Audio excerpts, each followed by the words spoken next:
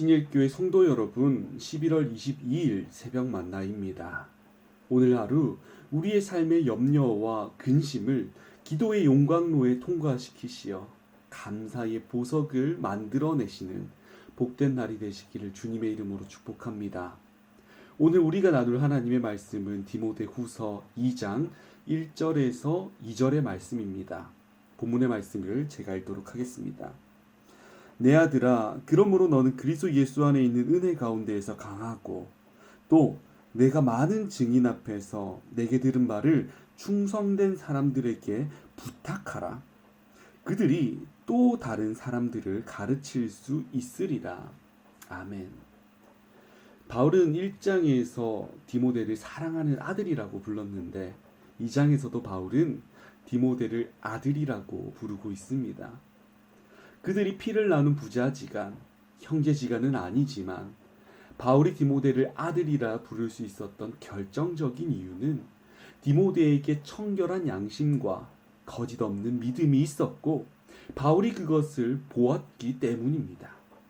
그의 외적인 것이 좋아서, 가진 것이 많아서 뭔가 좋은 관계를 만든다면 나에게 유익할 것 같아서 그를 사랑한 것이 아닙니다. 부모역을 자처했던 것이 아닙니다. 디모데의 믿음이 바울을 디모데에게 눈을 떼지 못하게 만든 것입니다. 믿음에 기초한 사랑의 관계, 이것이 성경이 우리에게 말하는 성도 간의 선한 관계입니다. 오늘 본문에서도 사도 바울은 아버지의 역할을 자처하고 있죠. 그리고 디모데에게 이렇게 말합니다. 강하라. 여기서 강하라는 사도 바울의 말은 육체적으로 강해지고 정신적으로 강해지라는 세상의 가치관에 기초한 힘을 의미하는 것이 아닙니다. 본문의 말씀에서 볼 수 있듯이 그리스도 예수 안에 있는 은혜 가운데 있는 강함을 의미하는 것이죠. 우리는 계속해서 지금 바울 서신들을 살펴보고 있는데 이 서신들 속에 나타나는 바울의 화법들을 잘 살펴보면 그리스도 안에 있는 것과 그리스도 밖에 있는 것을 철저히 구분하고 있음을 알 수 있을 겁니다. 그리스도 예수 안에 있는 은혜 가운데에서 강하라 라는 이 문장 또한 우리에게 무엇을 따라야 하고 무엇을 따르지 말아야 하는지를 가르치고 있는 것이죠. 이러한 바울의 말에 따르면 그리스도 안에 있는 은혜가 있고 그리스도 밖에 있는 은혜가 있다는 것을 우리는 알 수 있습니다. 그렇다면 그리스도 밖에 있는 은혜, 그리스도가 없는 은혜를 우리는 어디에서 경험할 수 있을까요? 아주 다양한 곳에서 경험할 수 있을 겁니다.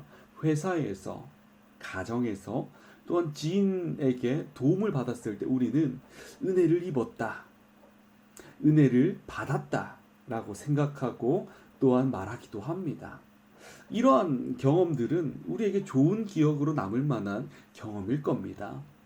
그러나 성도인 우리가 꼭 기억해야 할 것은 사람들에게로부터 받은 은혜가 아무리 좋다고 한들 그 은혜는 일시적이고 제한적이라는 것입니다.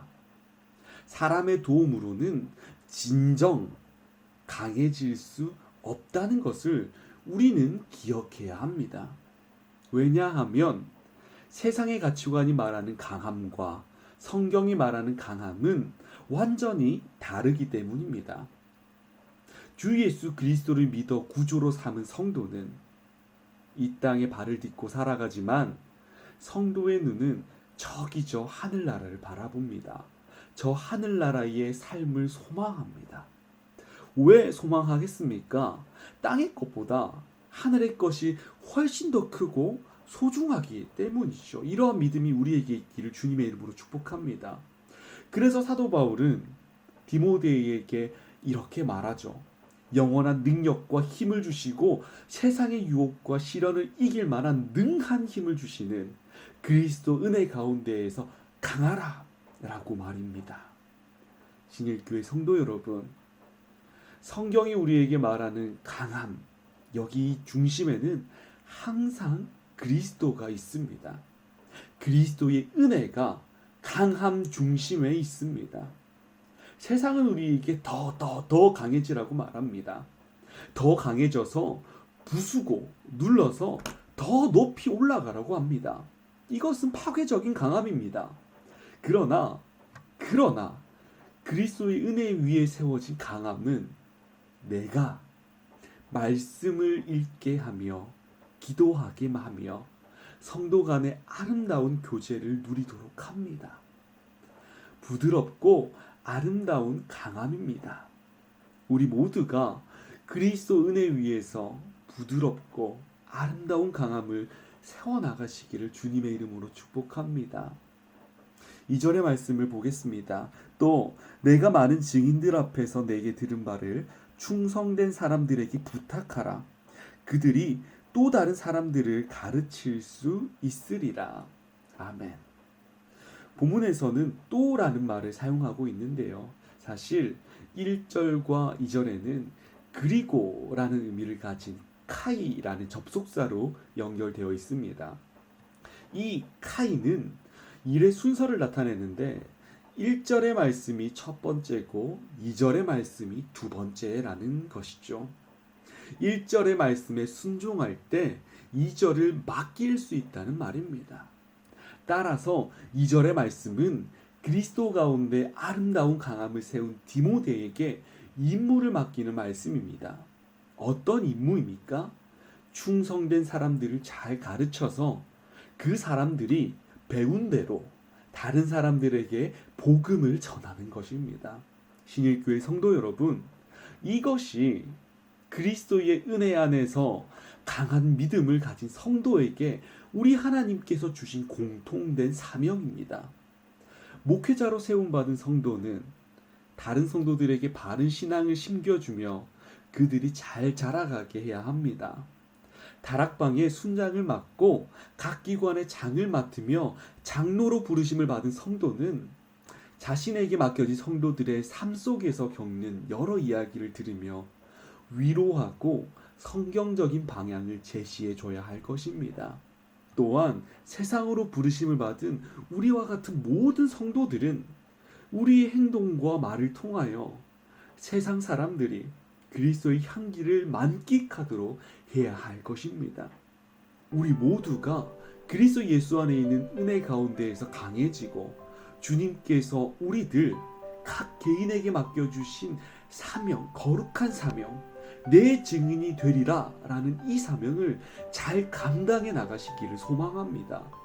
이 사명을 감당해 나가는 성도에게 우리 하나님께서는 하늘의 것을 허락하십니다. 이것이 우리에게는 최고의 선물입니다. 오늘 하루 그리스도 예수 은혜 안에서 강해지며 증인의 삶을 즐거이 살아나가시는 우리 모두가 되시기를 주님의 이름으로 축복합니다. 기도하겠습니다.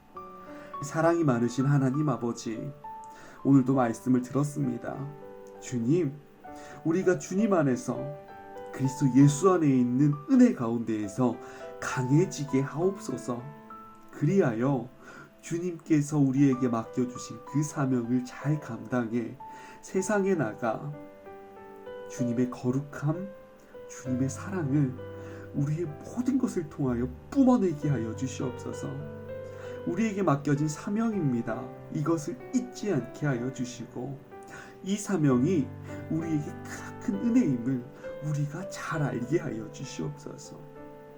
성도는 하나님으로부터 사명을 부여받은 주님의 종입니다.